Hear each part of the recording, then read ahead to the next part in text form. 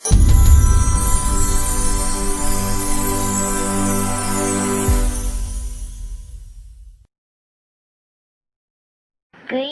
from the people of planet Earth.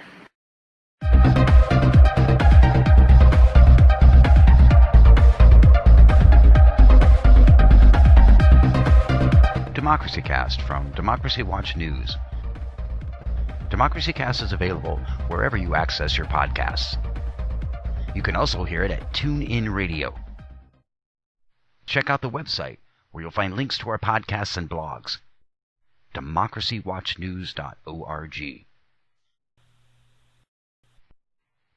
I'm Mark Taylor-Canfield, Executive Director for Democracy Watch News. This is part one of a special archived edition of our Democracycast podcast, recorded July 2nd, 2020. Major protests began in Seattle on May 30th after George Floyd was killed by Minneapolis police while in custody. In huge numbers, people gathered, marched, and rallied against racism and police brutality. The Black Lives Matter movement swept across the country. The Seattle Police Department had already been working under court-appointed supervision after the U.S. Department of Justice found a practice and policy of the excessive use of force and racial profiling in 2011. After the Capitol Hill occupied protest, formerly known as the Seattle Autonomous Zone, was established by protesters in June, the SPD also faced several court decisions and a city council ordinance barring or seriously restricting the use of tear gas and crowd control weapons, which had been used repeatedly over the last 2 decades on protesters during demonstrations against the World Trade Organization, during the Occupy Wall Street movement, and on May Day. This is my report from the CHOP zone soon after it had been raided by police under an executive order by Mayor Jenny Durkin. The CHOP zone had gained an international reputation, but the mayor decided the time had come to kick the protesters out of the area, so she declared a no-protest zone in that area near Cal Anderson Park and the East Precinct. Meanwhile, the Seattle Police Department reoccupied the East Precinct that they had left a month before. Thanks to Sally Gellert and Dean Edwards for their participation in this podcast. This is Mark Taylor-Canfield, Executive Director for Democracy Watch News, reporting from Seattle, just outside of the Capitol Hill organized protest. On July 1st, police moved into the area after Mayor Jenny Durkin gave an executive order. The police entered the CHOP zone, pushing people out of the area with batons and using pepper spray on July 1st. The pepper spray actually had been banned by the Seattle City Council at a unanimous vote on June 15th. But apparently the Seattle Police Department did not use that to restrict their activities while pushing the protesters out of the CHOP area, including Cal Anderson Park, where police basically attacked tents, much like they attacked umbrellas during the famous pink umbrella riot outside the East Precinct. Police entered Cal Anderson Park and began grabbing tents and pulling them apart, apparently looking for inhabitants inside. This is one thing as a reporter that was concerning to me, because the mayor had said that she was going to send in community service folks to work with the homeless folks in the park and try to find other housing for people, other, quote, appropriate housing, unquote, for people. But I didn't see much of that activity. On the day that the police raid happened, which was July 1st, police just basically dismantled tents, regardless of whether people were in the tents, and were very aggressive in the way that they dealt with that. It doesn't look like the Seattle City Council's unanimous vote to demilitarize the Seattle Police Department on June 15th has had any discernible effect, because the department showed up black-clad body armor, riot gear. They moved as a military force and were very brutal to anyone along the way and anyone in their way. Police made very aggressive arrests that looked to me like excessive use of force. And on that morning, the reports so far are that 32 people were arrested. Later, There was a number of 44 used. This is around the same number of people, by the way, who were arrested during the sweeps of the historic Occupy Seattle encampment at Westlake Park during that movement, where Mayor Mike McGinn also called upon the police department to clear tents and evict people from the park and arrest people. So police attacked tents at Cal Anderson Park looking for inhabitants. They seemed kind of angry as they tore the tents apart. As far as I know, most of the property at the camp is being confiscated and destroyed by police and the Parks Department personnel. I don't have clear details on that. This is something that we also saw during the Occupy Wall Street movement, where people's property was just confiscated and then destroyed indiscriminately. So at Cal Anderson Park and the Capitol Hill organized protest zone, that would include quite a bit of community supplies and food. One of the first signs to be taken down was the black fist on the pole just outside of the East Precinct, and I have video up at my YouTube channel of city workers and police taking that down. There were threats against live streamer Omari Salisbury. He was notified by the Seattle Police Department that if he did not cease broadcasting from the Converge Media office next to the police station, that he would be arrested. The Seattle Police Department claims that they are empowered to do this via Mayor Durkin's executive order. One of the orders that she's given just recently, by the way, is an update, is that there's a 2-day ban on basically anybody being, protesters especially, but anybody being in that zone. So once again, as we had during the WTO demonstrations in Seattle, there is a no protest zone declared where First Amendment rights are no longer available to people. Apparently also freedom of the press, because the Seattle police are treating this like martial law, and gave, quote, a final warning, unquote, to Omari Salisbury yesterday to stop broadcasting. They say that the mayor's executive order gives them the power to do this. The order will be in effect for 10 days. So much for the First Amendment rights to peaceful assembly and freedom of press as guaranteed by the First Amendment to the United States Constitution. I'm sure there will be many lawsuits filed, civil rights lawsuits filed as a result of the police's actions. By the way, at latest count, there were over 15,000 complaints filed against the Seattle Police Department during these demonstrations against the killing of black men and women across the country by police. I'm sure that number has grown since. I've seen very aggressive police arrests. We've had reports of people being arrested just for being in the area. So in terms of public safety, it is not a safe place to be right now near the CHOP zone, because police do just tend to arrest people there, and they're not always peaceful in the way that they take people into custody. Oftentimes they've thrown protesters to the ground, and they tend to sit on them or put their knees on them, hopefully not on their necks, but often on their backs and legs, etc., which can be very painful and very dangerous. Also, we know that the FBI and the Washington State Patrol were also participating in the sweep at CHOP, according to local news reports by the corporate media. As I speak right now, crews are still throwing artwork and tables, tents, and other items into garbage bins and hauling the material away, presumably to be deposited at the city dump. I don't know if they're recycling things. I would hope so.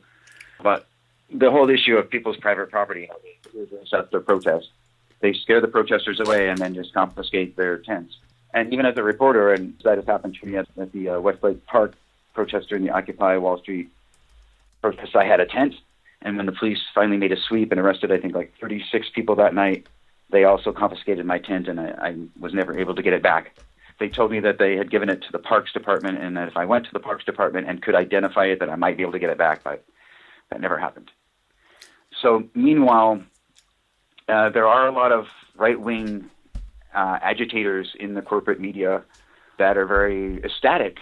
Also, the president's press secretary was citing a great victory for law and order in the United States, and that they were really glad that this Democrat mayor, as they called her, had finally seen the light and had taken Trump's advice to crack down on the protesters in Seattle, the anarchists, as she called them. So Mayor Durkin and Police Chief Best have been accused of adopting Trump's hardline attitude towards the protesters, even though they have claimed that they support the protests. Fox News, KOMO, which is owned by Sinclair Broadcasting, and other neoconservative media outlets feel pretty vindicated after weeks of negative reporting on the Black Lives Matter George Floyd protests in Seattle. Along the way, there have been tragedies. There were multiple shootings near the site, leaving 2 young black men dead. Part of my sadness as a reporter comes from the fact that these losses took place right in the middle of a lot of politicizing by local city officials, a lot of factionalism among some of the organizers, and a lot of right-wing lies being perpetrated about the protests themselves. So it's been very difficult as a reporter to set the record straight. That's what I've been trying to do at YouTube, Facebook, Instagram, by posting videos daily and updating that constantly to try to give people the real story. But be advised that the protests against racism and police brutality have not ended in Seattle. So after weeks of triumph and tragedy, the community did experience some kind of an historic watershed moment, and none of us will probably ever be the same again, and we'll never forget it. Some of the issues, specifically police brutality towards black men and women especially, and just structural racism in general, those issues continue, and it's frustrating for people who have been marching for the last month and have been subjected to police violence to realize that the fact that things have not changed overnight the way that they would have hoped, because the powers that be are still trying to control the narrative, especially in the corporate media. But my take on this is that even the petty politics and the personal agendas that people have been promoting are not going to deter an entire generation of new young activists from hitting the streets until the demands are met, because the demands in Seattle haven't been met. There are demands for social, economic, and racial justice. And unfortunately, the intransigence and the extreme entrenchment of a lot of political forces are standing in the way. But once again, my opinion is that the up-and-coming generation is not going to stand for these long U.S. traditions of colonialism and economic and cultural enslavement. So a lot of voices that have been suppressed, a lot of people who have been trampled on during this neoliberal drive to power are now speaking out, and some of them are beginning to feel a sense of unity and some support from people in their own communities for what they have to say. But bottom line, the killings of black men and women across the country by police have got to end. And this tolerance for structural racism and the extreme bigotry that still plagues us in this culture has got to end. And people have got to stop getting elected by promoting that. Of course, I'm only one voice. I only speak for myself on those points. I don't pretend to represent anyone. But this fight for justice is going to continue, and we saw in Seattle overnight that 25 more people have been arrested during clashes with police. The mayor has, as I said, given a 48-hour no entry order in the CHOP zone. 25 people were arrested, mostly around the area of Broadway and East Pine, where police have set up lines on the street. And this has been updated just as of like 9 o'clock this morning. Police did use the munitions that, it's my understanding, have been banned by the Seattle City Council, including blast balls and pepper spray while making arrests. They claim that the crowd were throwing bottles at officers. But demonstrations continued to march and protest on Capitol Hill and in downtown Seattle. And again, once again, there was a march to Mayor Jenny Durkin's house. On Wednesday, the number that's been reported is 44 people arrested, 25 overnight. Durkin has issued a 48-hour executive order for protesters to vacate the area. And that includes the area of the East Precinct, the Seattle Police Department East Precinct, which was, by the way, reoccupied.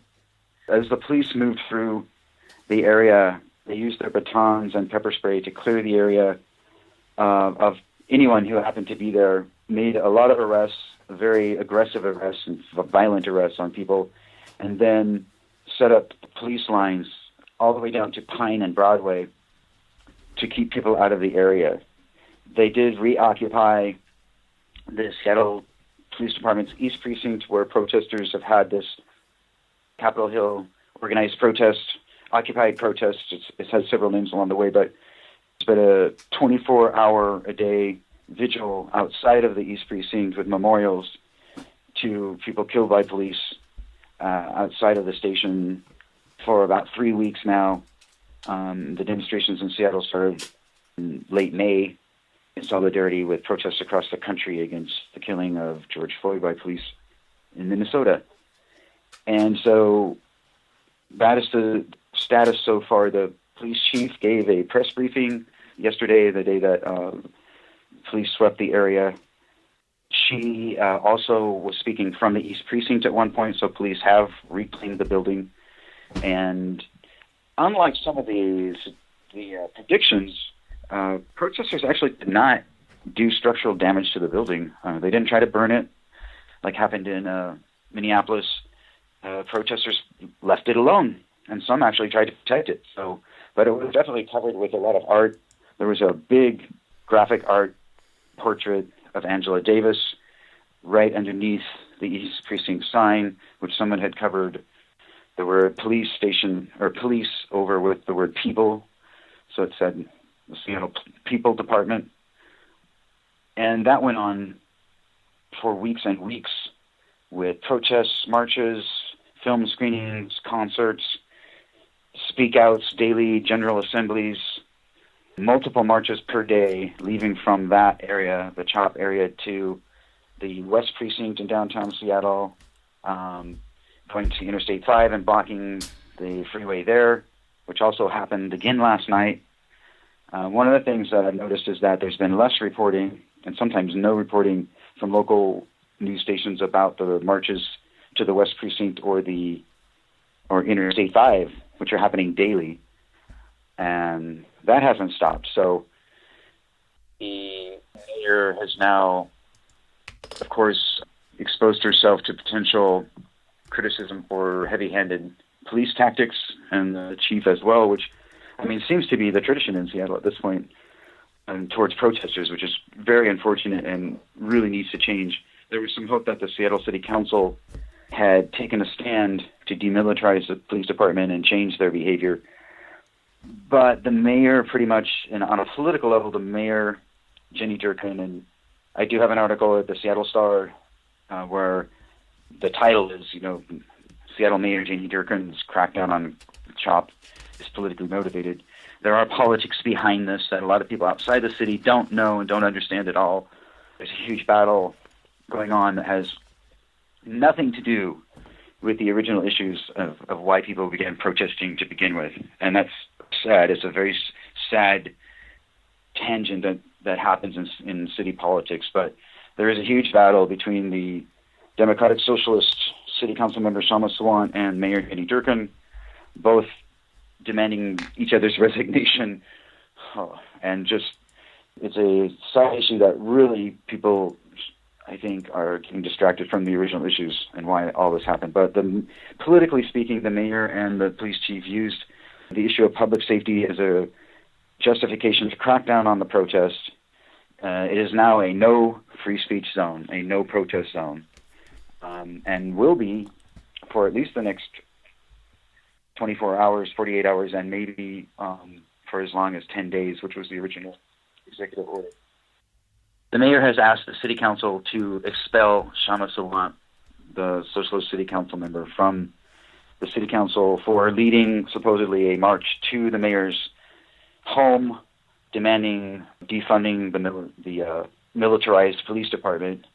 And so at the same time, one of the demands of several city council members has been the resignation of Jenny Durkan for her failure to rein in the Seattle Police Department. So there seems to be a battle in terms of Shama Sawant, Lorena Gonzalez, president of the council, Henry Morales, Teresa Mosqueda, especially against the police department and the mayor's office on this issue of policing, where the mayor and the police chief keep pretty much supporting what the police do and not really talking too much about, the 15,000 plus complaints, ignoring that issue, and then talking about public safety, which is a tried and true political strategy in Seattle. Has been used many, many times before by multiple mayors and multiple administrations to shut down protests. It was used against the Occupy Wall Street movement. It was used during the WTO demonstrations, where, like I said, there was a, quote, no protest zone, unquote, created in that city. And there were multiple lawsuits challenging that idea on civil rights grounds. And I was involved. I was actually a lead plaintiff in one class action civil rights lawsuit about what was happening in Seattle during that time. But most of those lawsuits got thrown out by conservative judges. And the issue of the, quote, no protest zone, unquote, was never resolved or ever successfully challenged, even in the Ninth Circuit Court of Appeals, which is traditionally the most innovative and open-minded circuit court in the United States. But it was never challenged successfully. So from then on, at major protests across the country, police departments began to use the militarized police model that Seattle was using with the armored personnel cars, which they were, by the way, using during the raids in CHOP. They were using 2 armored personnel carriers and heavy weapons like assault rifles, very, very clear military style weaponry. But that model became a model for cities all across the United States. So when the Republican National Convention was held in New York City, shortly after the protests in Seattle during the WTO ministerial conference, the police chief in New York said, "We're not going to let New York City burn like they did Seattle." And I've always been trying to set the record straight. There were no arson fires in Seattle during the WTO demonstrations. There were a few dumpsters that were set on fire, and then that video footage has been used, millions of times since then to show all of the violence that supposedly took place in Seattle. Not that there wasn't looting and things like that going on, but the city was definitely not burning. But they used that model to crack down on mass protests at the Republican National Convention, where they just swept people up in huge numbers like they do in Seattle. They just shut down the protests. They used munitions like the tear gas, the flashbang grenades, the rubber bullets to clear the streets, and then they just make mass arrests. So that's what they did here in Seattle. Unfortunately, during the FTAA protests, the protests against the Free Trade of the Americas Agreement in Miami, police also used those tactics. Even during the Democratic National Convention in Los Angeles, when Rage Against the Machine was there performing at the riot or whatever, they put people in the protest pin cage, which was an area surrounded by high chain link fences, and people were only allowed to protest in those zones. So this history of the no protest zone has reared its ugly head again in Seattle, and I'm sure the American Civil Liberties Union and the National Lawyers Guild and a lot of other civil rights groups are going to be challenging that in the courts. But the mayor has essentially declared a civil emergency and has declared the CHOP zone off limits, and it's being protected by police who are blocking traffic and blocking anyone from entering the area. So there is a question that I have for the mayor, which I haven't got answered, which is, wasn't also part of the justification that was used over and over again, were lawsuits filed by local businesses against the city and the governor, by the way, Jay Inslee, for failing to keep that area open to businesses. And at the moment, I doubt many people are going to try to enter that zone to go to any of those businesses. So at some point, obviously, if they want to encourage community access and business and entrepreneurship, they're going to have to open those streets. Right now, as far as I know, the police are still blocking it. There were many confrontations overnight because there were marches that continued, and 25 more arrests were made that we know of. So if this idea of de-escalation, which is what the city council has been promoting for the last month, if that were the case in Seattle, I think my opinion is that the police department and the mayor's office could have had a peaceful, gradual takeover of the CHOP zone, if that's what they really wanted, without using force, physical force, and basically creating a lot of anger in the community once again, which is what the Seattle Police Department seems to be really good at doing.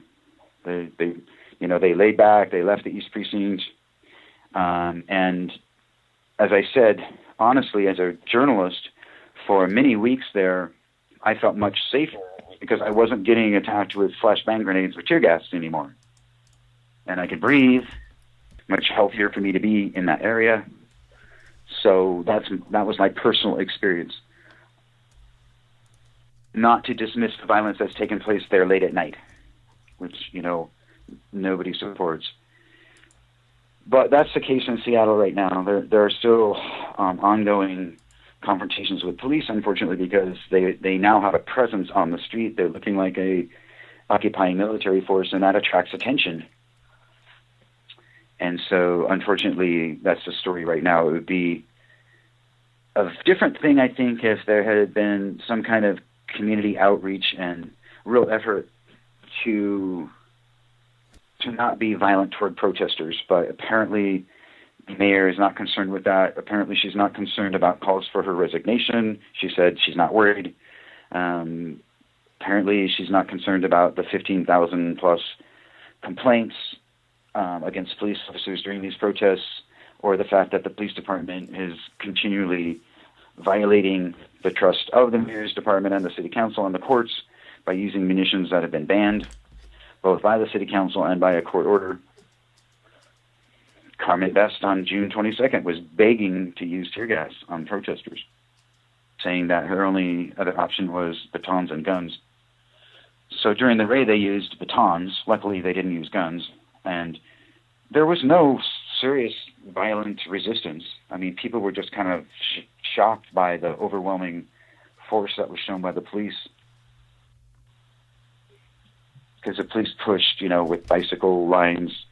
That's another thing that Seattle police use. They use their bicycles almost like weapons. They're like shields or whatever. They'll push the bicycles at you and form lines of bicycles that you can't get over. You can't get around. And those are mobile lines, kind of like a military phalanx or something. They're moving. They can set up the lines anywhere, anytime they want, and then get completely mobile and then set it up again in 30 seconds. So they're highly mobile. So actually, Seattle, I think, was the first major city in the United States to have a bicycle squad. But for years, the, quote, emphasis squad, unquote, is what it was called at the East Precinct, was a squad of very aggressive bicycle cops who they sent in to arrest people during protests and other times. But police on bicycles are really fast. They can go down alleys really quickly. They can chase people across fields and parks. They're very mobile and very fast. And they can be used to block crowds as well, so they use them for crowd control. But the short period of success in the demilitarization of police in Seattle doesn't look like it's continued. And I would expect to see a response from the city council, who has become more and more outspoken on issues of racism and police brutality and, taxing the rich. Basically, they just decided to vote on Monday on a tax on major corporations in Seattle, which is something that Shama Sawant and others have been trying to push for the last couple of years without much success. Even though it did pass at one point unanimously, and then the Seattle Police Department has just thumbed their nose at the Seattle City Council. So I think, from what I know, especially of some of the women on that City Council, they will be pushing back. We will be hearing from them about these violations of the law and the agreements with the community and with the City Council and the court order. This is Mark Taylor-Canfield reporting live from Seattle. Mark, this is Dean in Salem, Oregon, Dean Edwards. Yes, there's one question I have that's relevant to your report about the police clearing out the CHOP zone. There were reports, which I haven't seen confirmed, about people who were distributing food. They had a food distribution operation, and apparently those supplies were confiscated rather roughly and apparently discarded. Can you confirm any of that?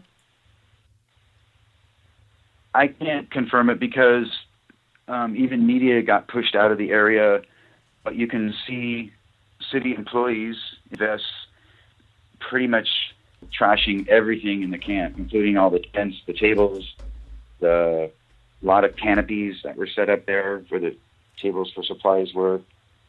And I don't know the whole story, but when the police raided Cal Anderson Park, people seem to have fled the area out of fear at that point.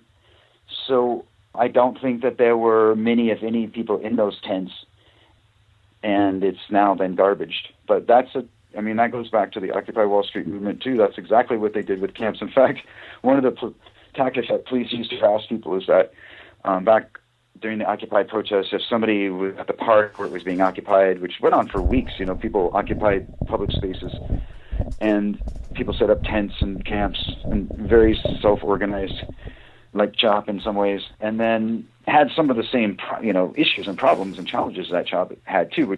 The tents and the supplies, when the police raid a place, just tend to get confiscated, and then people don't get them back. So there's often this sort of attitude on the part of the police and the Parks Department. They're like, well, the stuff was abandoned.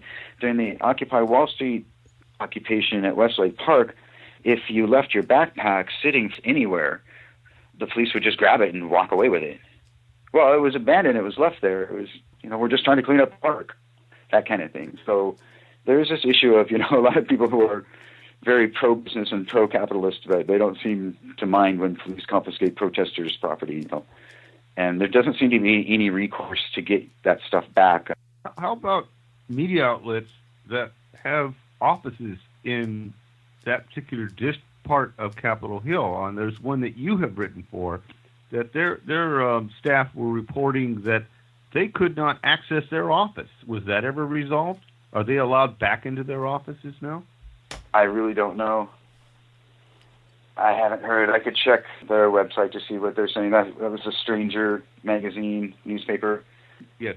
But in general, what I've been advising people is, and this is kind of ironic, okay, I need to point out a couple of very ironic things, which is exasperating for me, and I'm sure for a lot of other people, but the sight of riot cops in riot gear, police in riot gear, pushing protesters violently out of the zone right past the sign which says demand number 1, defund the police department by 50%, did seem a little political to me. And it was inescapable. The photos of that event are inescapable because you have the cops with their batons pushing journalists too, and camera people, reporters out of the area. A lot of the corporate media stopped wearing their logos. You know how Fox News usually, or even if it's King or whatever, NBC, they'll show up with big logos on their hats and they're emblazoned on their jackets. Well, I noticed in the last few days that the corporate media would show up occasionally with their big cameras, but they wouldn't they just wore street clothes and kind of dressed down and didn't wear their logos. And that was to avoid reaction from the protesters, a negative reaction from protesters, and sometimes by police, because they had been known to target journalists. But they just pushed everyone out. So it doesn't matter when the Seattle police and the Portland police declare an unlawful assembly. Well, in Seattle, they don't declare an unlawful assembly. They may make an announcement. As far as I know, they didn't make a dispersal order. They just said, move out of the area now. Move west. They just announce on a loudspeaker to get out of there. They don't say why. They don't explain anything. They just say, get out. And anybody who doesn't, immediately, they give you about, I don't know, maybe a minute or two sometimes, and then they just attack the crowd. They just start pushing with their batons, and anybody who's in the way gets trampled or arrested, or they use pepper spray and scare the crap out of people and snag innocent bystanders, which I also witnessed, where some young girl is there with her boyfriend and they're walking by and the cops come by and they didn't leave the area, so they get arrested. Because at one point, anybody who was in the area was subject to arrest, and it wouldn't matter who you were. You could argue maybe that you're press, but they ordered Omari Salisbury to stop his live stream and threatened him with arrest. And they're using the mayor's executive order. So apparently, local martial law, I haven't seen any National Guard, but at least the Seattle Police Department is being used as sort of a military force at the moment. Martial law has been declared. The mayor has declared herself dictator of the city, and she can tell you at any moment where you can be and not be, and be subject to arrest. Omari has also had a very loud no comment regarding his situation. He's just not available for comment, except I've noticed that, yeah. At his discretion.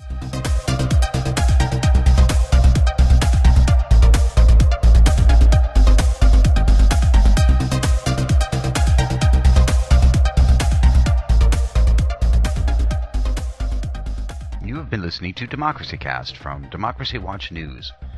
Democracycast is available wherever you access your podcasts.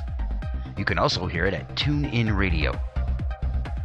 You can follow Democracy Watch News at Facebook and subscribe to our international news feeds at Twitter. Check out the website where you'll find links to our podcasts and blogs, democracywatchnews.org. Special thanks to Steve Barnes, Sally Gellert, and John Harvey for technical assistance. The Democracycast theme was composed by Mark Taylor-Canfield. Thanks for listening.